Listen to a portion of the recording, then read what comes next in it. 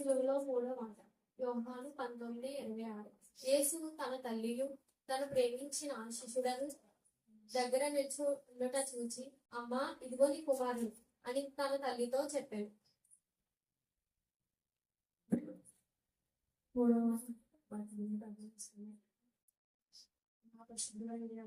మధ్యాహ్న సమయం తెలియదు తెలుసుకునే భాగ్యం వాళ్ళకి తండ్రి. అలా సిలువలో వేలాడుతూ చూస్తూ ఉన్నప్పుడు ఆ తల్లిని శిష్యునికి అప్పగించాలని తనకి గుర్తొచ్చింది. కుమారుడికి తల్లి పట్ల ఉన్న బాధ్యత గుర్తొచ్చింది. ఆ క్షణాన తన తండ్రి చిత్తాన్ని నెరవేర్చాడు. తన తండ్రి చేసింది చెప్పి ప్రవచన ప్రకారంగా నెరవేర్చబడింది. ఇప్పుడు తను చనిపోబోతున్నారు.